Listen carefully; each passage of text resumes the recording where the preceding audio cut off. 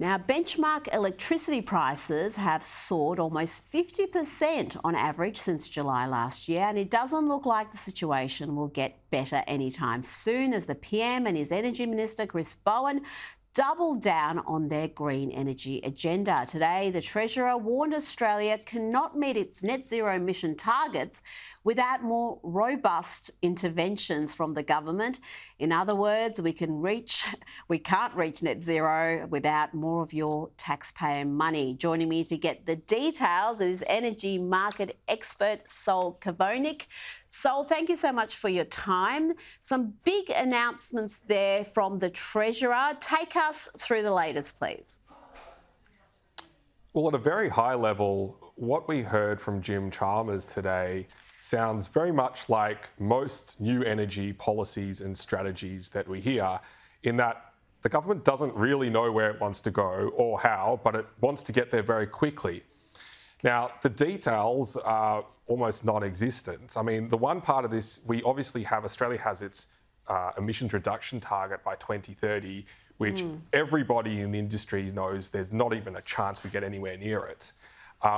But what Jim Chalmers did talk about today was actually not really a lot about that. He was talking more about providing support for Australia's critical minerals industries, downstream processing of those minerals and green metals, which are interesting potential opportunities for Australia, but those are opportunities which will actually increase our emissions here at home, although they will decrease emissions overseas. So I'm not really sure how that actually connects to us meeting our emissions reductions targets, because they're quite separate things. It sounds like industrial policy to protect union jobs in Australia far more than it actually sounds like an emissions reduction policy announcement. That's a very good point indeed. Now, we saw some polling from Essential this week, commissioned by The Guardian, that showed that almost 3/4 of Australians say development of renewables should not come at the expense of local communities. That surprised many people, probably at The Guardian as well. And it also showed attitudes to nuclear changing significantly.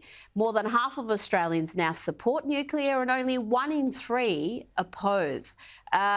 What do you make of this? Will the PM take this on board, or are Labor just going to be anti-nuclear during Anthony Albanese's first term? Well, perhaps just to start, I mean, on the rollout of renewables, the issue is not actually capital. The issue is approvals and social licence and local communities who don't like to see new poles and wires and renewables developments in their backyards. And still, there seems to be no real strategy to deal with that, and to kind of just plough through these areas without those local support is politically toxic. So that actually remains the main challenge rather than the money, which is what we heard from the Treasurer today.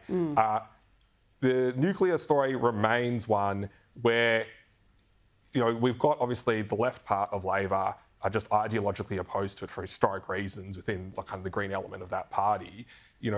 I think those of us who work in the industry or follow it closely really think we need to be technology agnostic as to how we have our energy market outlook and strategy. We need to set out our targets in terms of reliability, affordability, and yes, emissions, and then take a technology agnostic approach. Whatever's the best, lowest cost, most efficient way to get there is going to be the only real way to get there, right? And nuclear should not be ruled out from the get-go, which is at the moment.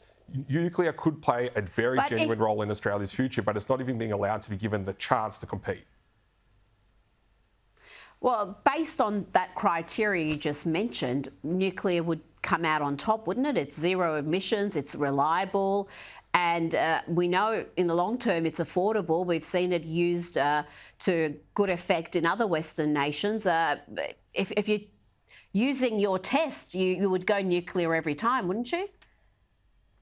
Look, we do need to factor in there's a time frame and a capital outlay part of nuclear, and the work needs to be done to, I guess, confirm that it does have that role. We've got every reason to believe it should be an important part of the mix and should be considered. I think that, particularly as we walk through the next 5 to 10 years, where we're going to see the logistical commercial log jams for the renewable rollout, let alone the economic and social license ones, it's going to become increasingly apparent that we do need to take on board other low or zero emissions technologies like nuclear. And that means we've got to start the work on that now so that we can actually get to the point where we can roll it out at scale towards the end of this decade. And that's why it's so damaging to rule things out at the outset without really considering the fundamentals and the logic, particularly from an emissions perspective, is going to be very counterproductive to what we actually need to do by 2050. Not so worried about what happens in 2030 because we're going to miss all of those targets anyway. I think we'll miss the 2035 and the 2050 targets as well, Saul. I think we're going to see a fairly dramatic change in direction well before 2050. But to me, it's just is absurd that we're sitting on the world's biggest reserves of uranium. We're shipping it off all around the world. We've got countries like Sweden and France using it effectively, and yet our industries and citizens are denied that technology. Saul, thank you so much for your time. Saul Thank you. Kavonic there.